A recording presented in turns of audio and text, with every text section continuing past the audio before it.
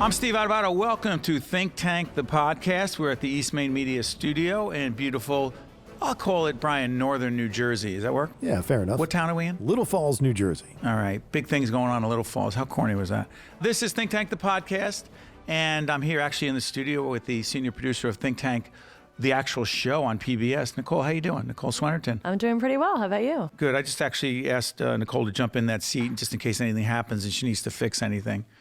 That is what we do here. We deal with difficult issues, and that's exactly what I talked about with Senate President Steve Sweeney in the state of New Jersey, who is considered by many to be the second most powerful person in the state.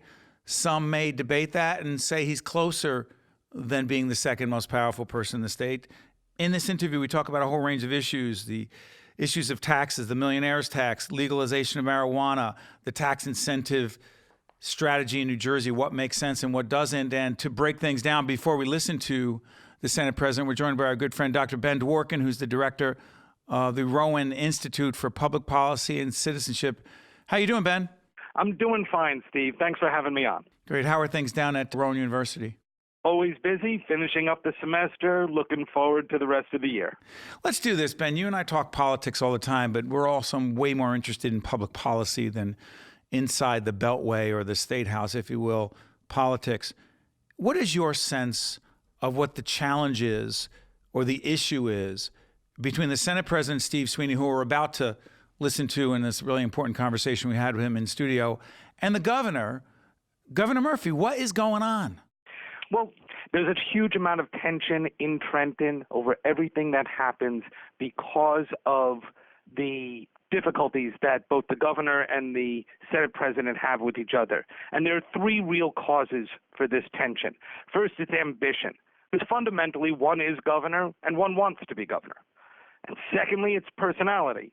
These are both strong-willed and powerful men, but they have very different personalities, they have different backgrounds, they have different leadership styles. And third, the third part of why there's this tension is history.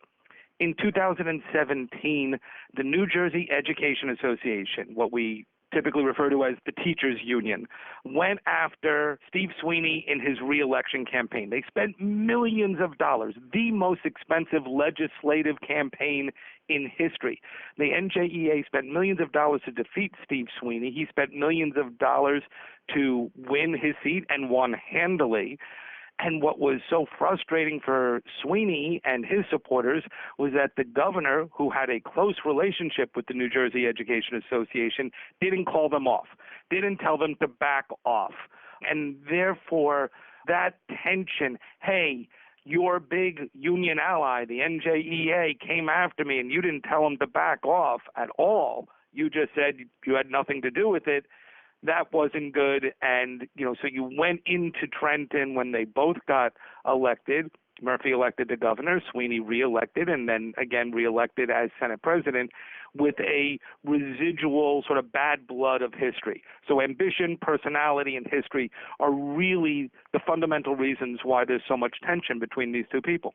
You wonder why we have Think Tank, the podcast. It's to have people like Dr. Ben Dworkin break it down for us. And by the way, you mentioned the New Jersey Education Association. I want to acknowledge that they, in fact, are one of our overall underwriters. But this particular Think Tank, the podcast, is being made possible. And Ben, if you don't mind, I'm going to thank our friends who are funding this program, the International Union of Operating Engineers, Local 825, the New Jersey Institute of Technology, Horizon, as well as Gibbons. I'm curious about this. Nationalize this for us, Dr. Dworkin.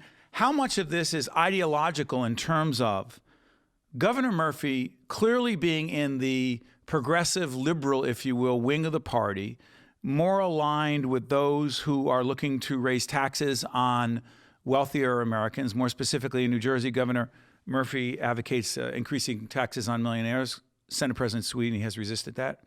And a whole range of other issues. He's more progressive. He's more to the left. The Senate President is if you will, a Joe Biden Democrat, much more of a centrist, much more in the Nancy Pelosi camp. So while they're both Democrats, are they really both Democrats? Yes, they're both Democrats, and they are both Democrats, to answer that last question. But in different wings of the party, fair to say? Somewhat. I would characterize it differently. I think a context is important here.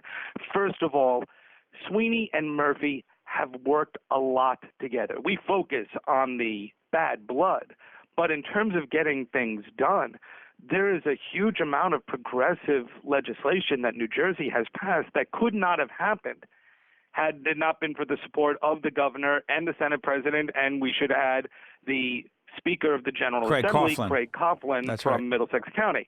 So we're talking about a lot: paid family leave, equal pay legislation, funding of Planned Parenthood, a half dozen gun control laws, higher minimum wage, funding for preschool education, funding for free community college tuition. This was all done by these two people working together. So we are far from, in New Jersey, we are far from being dysfunctional. Don't confuse us with Washington, Ben. Well, exactly. Don't confuse us with Washington. No, it's important because sometimes we focus on what isn't working so much that we sort of forget, look at all the things that have been done when the Democrats took full control of the legislature. Now, people obviously can disagree with that agenda, but it's not like these two people didn't find ways and continue to find ways to work together. Nationally, because you asked about how much is this sort of an ideological split, I think it is a little bit, but it's a much bigger fight than Sweeney and Murphy.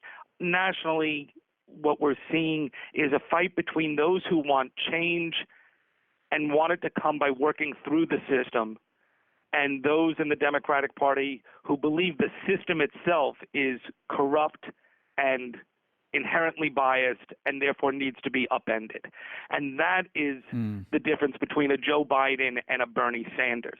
Now, obviously, you got people who are trying to sort of be somewhere in between. But when we're talking about what's the ideological split in the Democratic Party nationally, it's really between those who want to work through the system and those who want to upend the system. What you have here in New Jersey, that fight has certainly come down here, and there are some issues, if you want to talk about, where that manifests itself. But the fight between Sweeney and Murphy is not really easily put into those categories. These guys have endorsed a progressive agenda because it's what the people want. They want pre-K. They want free college tuition. Do they want legalized marijuana? By the way, Ben Dworkin, director of the Rowan Institute for Public Policy and Citizenship. Before I let you go, real quick, do they want legalized marijuana? Do both? In fact, if the Governor Murphy, and the Senate President really want to legalize marijuana, and the Assembly Speaker, Craig Coughlin, if they really wanted to legalize marijuana, wouldn't that be done? It's a much tougher issue because a lot of people who they can usually count on their support among the membership, that is Senate members and Assembly members. You've got to get the majorities in both of those houses. A lot of those folks are not convinced. Got it. They're the ones who are holding off, and they consider it a moral issue, which is why the legislature is punting, and the plan is to put it on the ballot, let the 70% of New Jerseyans who claim in public opinion polls that they do support marijuana legalization support it as a constitutional amendment in November 2020, and then it will happen. Got it. By the way, before we let Ben go, I want to thank our funders again at the International Union of Operating Engineers, Local 825, NJIT, Horizon, and Gibbons. By the way, Nicole Swenerton, the senior producer of Think Tank, before we let Dr. Dworkin go, let folks know again where they can find Think Tank, the podcast, which is produced so excellently by Lauren Gary, our senior producer, hanging in the background, making sure things happen. Where can folks find us? Sure. So to hear more Think Tank podcasts, you can subscribe on Apple Podcasts or Google Play, or you can visit our website at steveadubato.org. That's ADUBATO. And you can follow us on Twitter at Steve Adubato and on Facebook at Steve Adubato, Ph.D. to see all our great content. And also on the other end, you can find Think Tank, the show, on WNET, NJTV, WHYY, and a range of other places as well. Ben, before I let you go real quick, and we listen to Senate President Steve Sweeney coming up in just a moment after a quick public service announcement.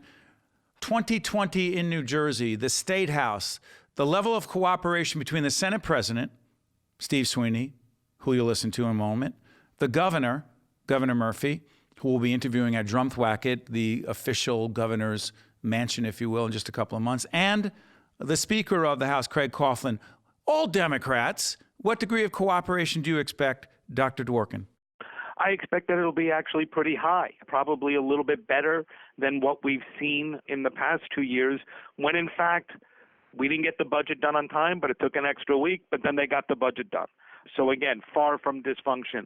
That we should remember that the governor is up for re-election in 2021, and I think he wants to head into these last 2 years trying to find ways to get some things done. So long as we don't hit a recession, so long as the economy doesn't tank. Nicole just made a face. Then all bets are off. But if that doesn't happen, then everybody's going to be trying to move forward. There will be the residual tensions and the sniping back and forth, but things will get done. 2021 Democratic nomination for governor. Is the Governor Murphy, running pretty much unopposed? Or if you're a betting person, does the Senate President challenge him in a Democratic primary? I would not bet on the Senate President challenge him or any serious candidate challenging the governor at all. He's got more money. He's still popular as politicians go, and his message is one that a lot of people, certainly those who vote in a Democratic primary, agree with. And when you've got those three things, it's really hard to topple them. This has been Dr. Ben Dworkin, the director of the Rowan Institute for Public Policy and Citizenship, our good friends and partners down at Rowan. I want to thank you, Ben. I'm looking forward to having you in the studio, talking a whole range of public policy issues about citizenship, about why these things matter. This has been Think Tank, the podcast. I want to thank you for joining us. Thank you, Ben. All the best, my friend. Thank you, Steve. I appreciate the opportunity. You got it. In just a moment, you're going to be listening to, watching, if you will, the Senate President Steve Sweeney talking about his view of the world as the Senate President. Important stuff. Check it out. Construction companies work at the heart of our communities. So do the operating engineers of Local 825, who build our roads and bridges and ensure the safe transmission of energy that keeps us on the move. Local 825 works with contractors as partners in quality, safety, and training. Our achievements stand as monuments to collaboration that will last for generations. This message has been brought to you by the members of Operating Engineers Local 825. Better building begins here. Welcome to State of Affairs. I'm Steve Adubato. We're coming to you from the Agnes Varis NJTV studio in Newark. We're pleased to once again welcome the Senate President in the great state of New Jersey, Senator Steve Sweeney. Good to see you, Senator. It's good to see you, Steve. Let's jump right into this. Path to Progress is a report that has been researched, submitted, and now says, what are the keys to fiscal health in New Jersey? Well, look, there's several. But you started this whole thing. Well, yeah, I just asked a bunch of experts, basically the best New Jersey has, not partisan in any way at all, just experts. How do we fix what's wrong? And they came up with, 200 recommendations. We whittled it down to, I think it's 36 or 27. I forget the number now. It's been a little while. But it's hitting at the things that we all know need to be done, but they're the hard things. Top of the list. Pension reform, healthcare reform, school consolidation, things that we've talked about for years that is now to a point, these are the big things that have to get done in order to save billions of dollars for taxpayers. Because New Jersey's biggest problem is cost. And without addressing the problems, we're just going to keep pouring money in it. And looking for new taxes to raise without fixing the structural problems doesn't work. By the way, if you're listening to us on the audio side, Senator Steve Sweeney, Senate President Steve Sweeney is with us on State of Affairs. I'm Steve Adubato. Question is this. New Jersey's fiscal health, one of the issues that you and the governor disagree on is that he believes strongly that in order to strengthen the fiscal health of the state, we need to, in fact, increase taxes on those who earn the most money. After $1 million, every dollar is taxed more. He says if we don't do that, we're not going to have money for a lot of the programs that people want. He's wrong because those are the people that can leave, and after the federal salt, the state and local tax deduction with President Trump, the federal law, yes. Cap at 10 grand, that's it. Yeah. State income tax, property taxes, more than that, you're on your own. Exactly. Can't write it off. Go ahead. So now you have a population that's just got hit with another tax because people didn't mind paying them as much because they wrote them off.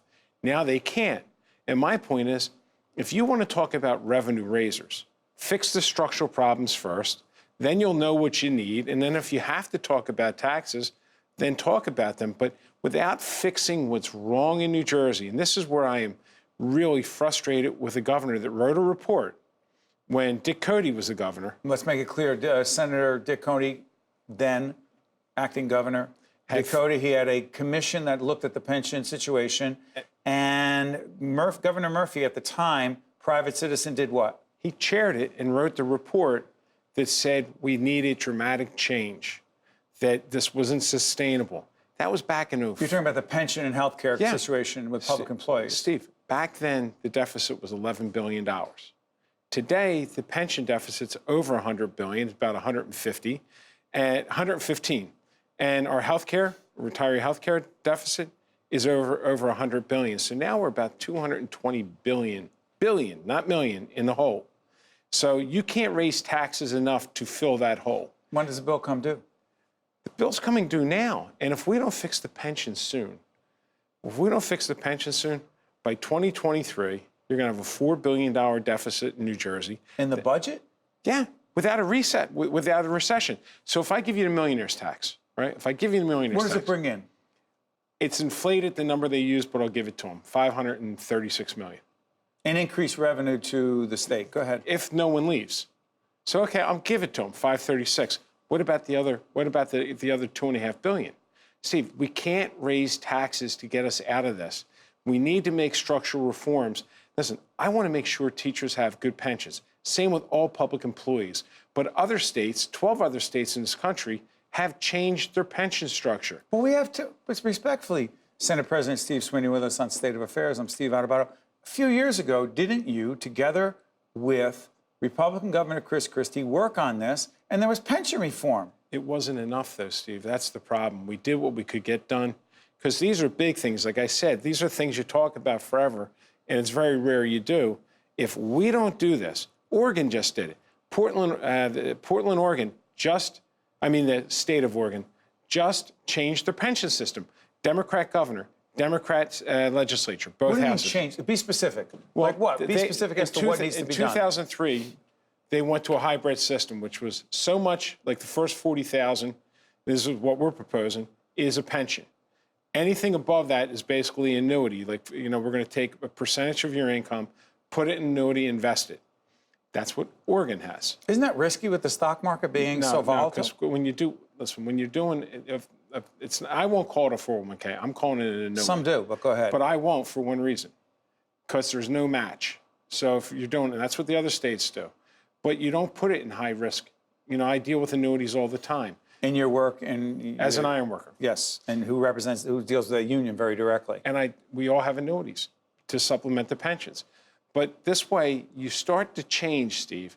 You start to move the process. If we do it today, 30 years from now, it'll be fixed. But if we don't do it, in Oregon, when they did it, their pension funding dropped from 90% to 80%. And the governor and the legislature made changes to it again, legislatively. We're in like the high 30s. We're almost bankrupt, and people don't realize it. You use that word sometimes, and is that the right word, or Yes. is that hyperbole, an exaggeration? It's not an exaggeration. If we continue the course we're going to be bankrupt. And here's the bigger problem. We can't fund anything, Steve. Everything has to go to pension and health care now. Everything. When you look at this budget, we're squeezing pennies here and there to do additional things. If the pension system had not been played with, starting with the Whitman administration, the pension payment would have been $800 million. When you say played with, either not put money into or taking money out. Go ahead. Bonding, and then government's not funding. Right. But look, there was a little secret to that one. I shouldn't say taking money out. It wasn't taken out. But it was bonded. They bonded the pension. But what else they did, Steve? What else they did was there was a wink and a nod when the pension payments weren't being made. I was there. I watched it. And I was like, what are you guys going to do with your pension? What did they think was going to happen when the bill came due? Well, the problem is they weren't going to be there. The people that made these decisions, the people that are here today are not the ones that made the decisions. So I don't blame them. You and the governor and the other legislators down, other state leaders, it's your job to, quote, deal with it. That's where we are. So let me ask you, say it doesn't happen. What does it mean for the average citizen in New Jersey, not a policymaker, not an insider, not somebody who follows what's going on in the state capitol every day? What would it mean to their lives? They're going to have to find ways to raise taxes, whether it's increased sales taxes. Look, if the pension system goes broke and we have to start paying out $6 billion a year, and we're not far from that. There's zones like a green, yellow, and red when you're in trouble with pensions, we're in the 30s, high 30s, and it keeps dropping as we keep putting more money into it. So, Steve, it's one of these things that it's not working. No matter how much money we will continue to fund our full obligation, knowing a recession's coming. Say recession's coming, could it mean, Senate President Sweeney, that fewer dollars, state dollars to public schools in your community? Could it mean that? Absolutely. Could it mean fewer dollars for women's health care services? All across the board. Fewer dollars for infrastructure projects? Well, no, we You got dedicated the Transportation Trust Fund. Yeah, But, with but how about Transportation higher Trust Fund. education, where we have the second most expensive There's been higher real education cuts there. system? Oh, yeah. Everyone's going to have to take a cut because there's no funding for anything. By the way, real quick, switch gears on this. It's a fiscal issue as well. You and the governor appear to be at loggerheads on this. There are several institutions of higher learning, some of whom we collaborate with, and other entities, cancer funding in one of the initiatives. Where is that? I think it's $10 million. That they froze in Camden. Okay, make that clear. 100%. Okay, so there's $230 some odd million frozen from what the legislature wanted to pass in the budget, and the governor said, no, we're not doing that. And how much of that is policy driven? There's a question here, trust me. How much of it is policy driven and just the fact that the two of you often don't get along? It was politics. Steve, you know why you know it was politics? Because 80% of what he froze is what he put in the budget. When he attacked the legislature saying we filled the budget with pork, right? And he said, I'm Pork repeating. meaning projects that are just for special your project. district? Go ahead. And he said it. Well, then freeze those projects. If you're feeling they're not worthy, freeze them.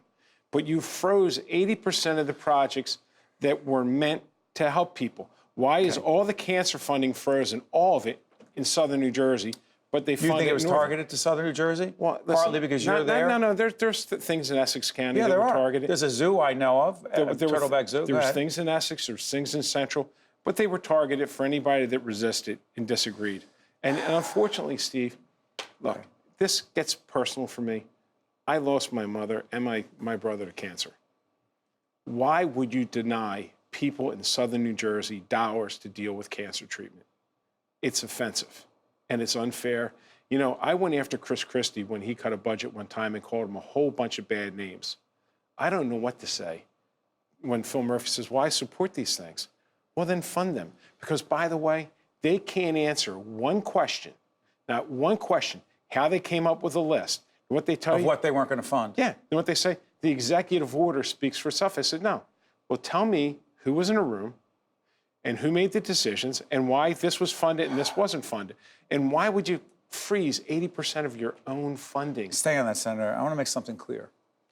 Senate President Steve Sweeney with us here, Steve Adubato here on the studios of NJTV for State of Affairs. You may be asking yourself, what does the governor have to say about this? And I want to be really clear about this. We have and will continue to work with the governor's office to try to get him in the studio for a State of Affairs interview so that he can offer his perspective on this. I want to make it clear, we've tried. It's been a scheduling issue to date. We will get that done. That being said. I would love to see him. Okay, can we do this? Sure. Quick. You've called for a ban on vaping. Yes. 30 seconds. Why? Because it's an epidemic right now, and you know, these vaping stores are actually using products that are illegal products out of, you know, they talk about the corner, Steve. They're getting them out of China. They're getting into the stream, and people are getting sick. It's worse than cigarettes, because cigarettes is a chronic effect. It takes a long time. This is an acute effect where you vape one night and the next day you're in the hospital. You believe that this ban is possible? Yes. There's support for it? Yes. Governor Murphy communicated that he would be supportive? He didn't communicate he wouldn't, and he called for everyone to stop banning immediately. You saw Not to stop ban, to ban him. to stop vaping immediately. Okay. And you know, Governor Cuomo's just came out with an announcement. And President Trump has said some things on this. God, scares me. But he said something but similar. he's right. He's right on this. I can't believe I'm agreeing with him, but he's On right this? on this. Yes. Do this one. Marijuana. Yeah. How far away are we from the legalization of cannabis / marijuana in the state of New Jersey? The governor wants it. I want it, so does the speaker. Speaker Craig Coughlin wants it. So what stands in the way? Some of my members. And we're going to push in lame duck to get it done. If not, we'll put Lame it duck meaning after the November election, the up November until election. January, the new legislature takes over. Go January, ahead. whatever, mid-January. And if not, we'll prepare a ballot initiative that we know will be successful. Okay, real quick, I've talked about this before. We have an initiative called Right from the Start NJ, focusing on childcare for infants and toddlers, improving that situation. Just been $54 million of state money going to that. What more do we need to do? Well, you know, Steve, we need to fund more, to be perfectly honest with you. And like Teresa Ruiz, Senator Ruiz, and myself, she's a champion for pre-K, you know, right? She sure has. She has a small child as well. I'm very focused on this. We need to get to birth. We need to get children at birth. My daughter was a preemie. She has Down syndrome. She was in early intervention. The earlier you get someone, the more they learn. Your brain, 85% of your brain develops from birth to 5 years old. So we should be looking at putting as much money in as we can early, because it's that old Fram commercial, pay me now, pay me later. Got to pay either way. You make that investment up front. Senate President Steve Sweeney, thank you for joining us, and I'm glad that you're here in the next few seconds as we acknowledge that State Senator Tony Bucco, who served in the legislature for many years, 81 years of age, joined us many times on State of Affairs. A gentleman, a class act, someone who always would disagree without being disagreeable, and we lost him. The state has lost him, an important public servant. And I just want to acknowledge that on behalf of everyone here at State of Affairs, NJTV, the public television family, that we wish the Bucco family all the best. Rest in peace, Tony Bucco. The way you described him is exactly how he was. He's a gentleman, a class act. You couldn't find a bad word to say about him. Steve, the thing that's it's really sad is I really consider him a very good friend, and I'm heartbroken that he passed. You know, he had some tough times recently, but I thought he was getting beyond them. And I, you know, he was a tough guy too. He stood his ground, but he stood his ground. But one thing you knew, when Tony Bucco gave you his word, it was gold. Thank you, Senator. I think at NJT there are a lot of smart students. I came to NJT for mechanical engineering because within state, it's one of probably the top 3 schools for engineering. It sort of creates a friendly competition where you know you can learn from them. It's a great academic school. I feel I'm being challenged, but at the same time, I love the classes I'm taking. The atmosphere of being here is like being at an upstart company. It's that same kind of drive, that same kind of passion.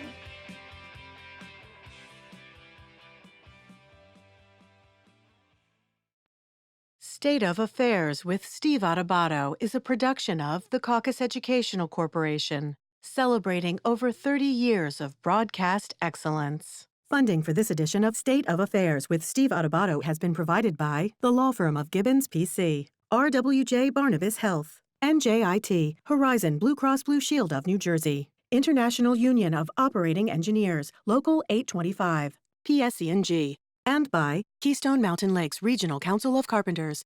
Promotional support provided by Insider NJ and by NJ Advance Media.